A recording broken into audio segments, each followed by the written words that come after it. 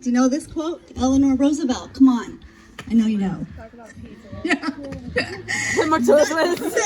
The Martilla twins, they know it all. The small minds, they talk about the people. And the medium average minds, they talk about stuff, events. And then the great minds, they talk about the ideas.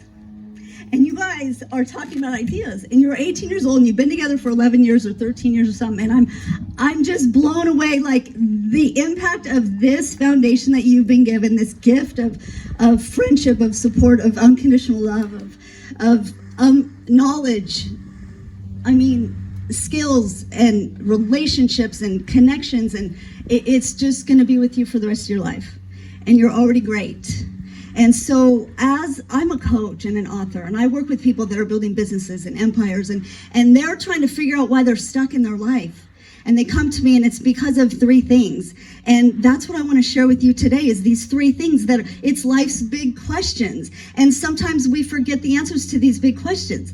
And so you're going to come up against the same big three questions for the rest of your life. You're going to, you're going to make some progress, and then you're going to hit a wall, and you're just going to go back to the three questions. And then you're going to hit another wall, and you're going to go back to the three questions. So here's the questions. And first of all, I want to say I'm honored to stand before a bunch of amazing leaders that are all about looking good and kicking butt and making a meaningful difference in the world, right? That's your thing. Okay, so who am I? Have you heard that question in your head? Have you ran into that one yet? And it's going to change. I mean, it's not really going to change. You are who you are. But there's some things that you have proven to yourself and to your families and to your troop and to the people in your life. At 18 years old, you have already proven that you are dedicated. And by dedicated, I mean devoted to a cause or a purpose, to one thing. You have the ability to be single-minded. And people that can be single-minded are like wholehearted, loyal, people with integrity. They have focus, they can get stuff done. So many people can start stuff and they can't finish them because they don't have this ability to fully devote themselves to a cause greater than themselves. You have that already. Say it, I'm devoted. I'm devoted. That wasn't the word. Dedicated, that was the first word. It's kind of the same thing, but you're dedicated, you're devoted. The second thing that you are is compassionate. That means you have the ability to feel.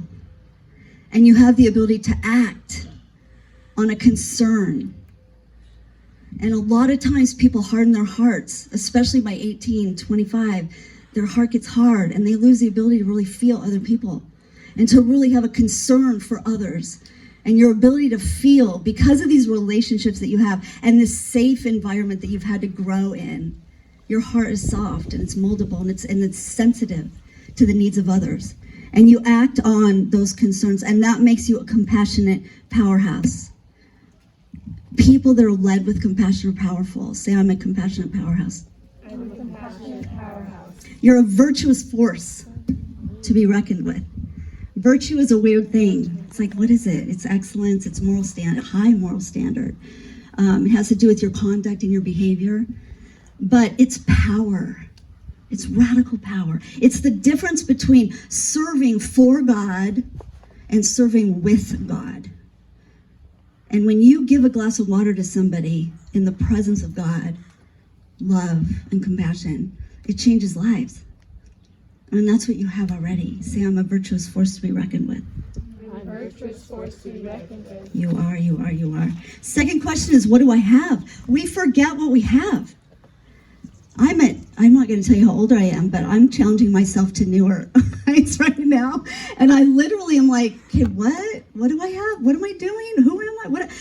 I'm up against one of those walls again. And so I just want to show you or tell you what you have right now in your hands right now. You've been given knowledge in science and technology and engineering and math, financial literacy, floating skills. Your toes above the water for a whole minute. As a synchronized swimmer, I can totally value that. You have physical education, fitness, health, all of that you guys have studied together. Social studies, relationship skills to connect with people and resources. You know how to build bridges, right?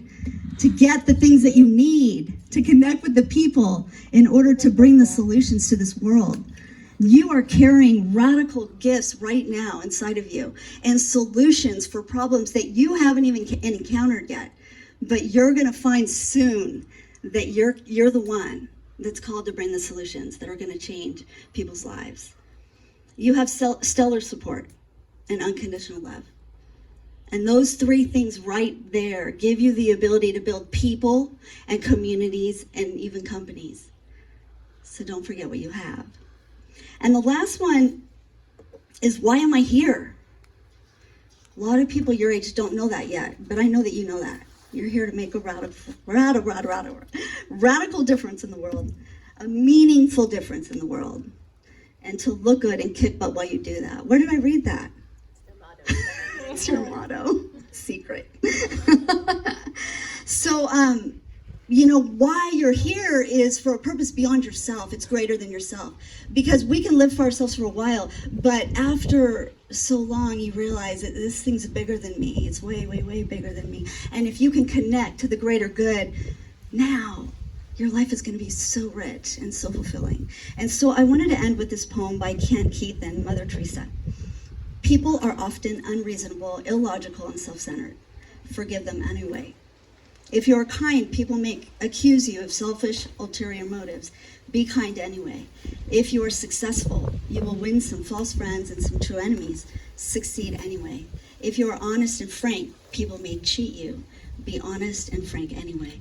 What you spend years building, someone could destroy overnight. Build anyway.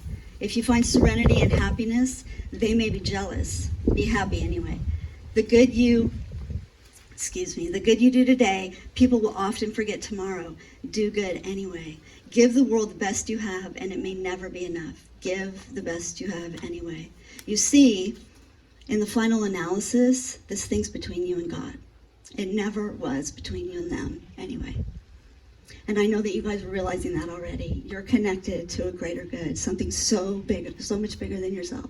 And yet at the same time, you are so incredibly valuable, and you are so packed full of treasure for this world and solutions that are needed today and forevermore. And I pray that you never forget how valuable you truly are, that you truly are here and so well able and fully equipped to serve God in your country, to look good, to kick butt, and to make a meaningful difference in this beautiful world. God bless you, and congratulations.